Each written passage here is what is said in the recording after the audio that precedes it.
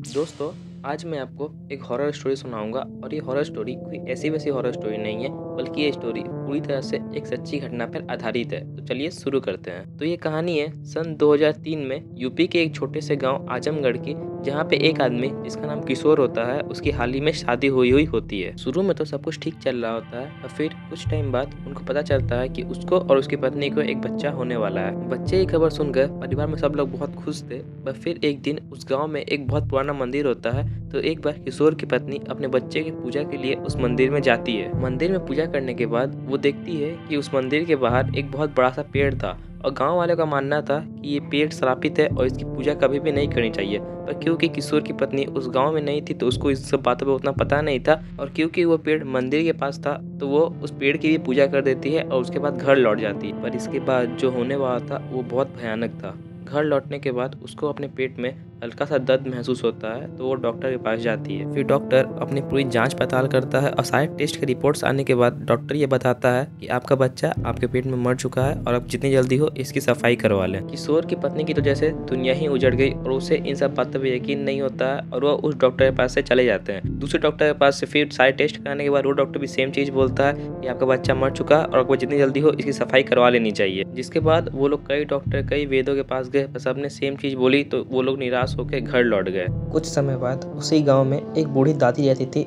तो वो एक दिन किशोर की पत्नी को देखने आई हुई होती है।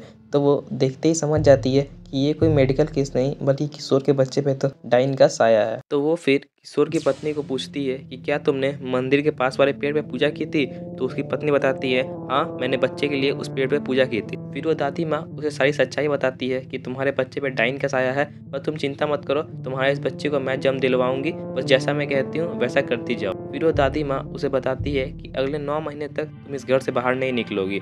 और अगले ही दिन वो एक बहुत बड़ा पूजा पाठ कराते हैं, जिसमें वो एक बकरी की भी बलि चढ़ाते हैं। उस बकरी के खून से एक ताबीज बनाती है, जिसे वो किशोर की पत्नी के गले में डाल देती है और वो बोलती है कि जब तक मैं न कहूँ इस ताबीज को मत खोलना। इसी तरह 9 महीने पूजा पाठ करने के बाद उस दादी माँ ने किशोर के बच्चे को सुरक्षित रूप से जन्म दिलवा दिया। और ये सारा चमत्कार देखकर डॉक्टर्स भी हैरान थे। उनके पास भी कोई जवाब नहीं था कि जिस बच्चे को डॉक्टर्स ने मरा हुआ बता दिया था, वो इतने सेफली जन्म कैसे ले लिया। दोस्तों, ये माना जाता है कि आज भी वो पेड़ उसी गांव में है और आज भी लोग उस पेड़ की पूजा करने से डरते हैं। दोस्तों, कोई भी अनजान पेड़ जिसके बारे में हमें पता ना हो, उसकी पूजा हमें नहीं करनी चाहिए, वरना उसका अंजाम बहुत बुरा हो सकता है।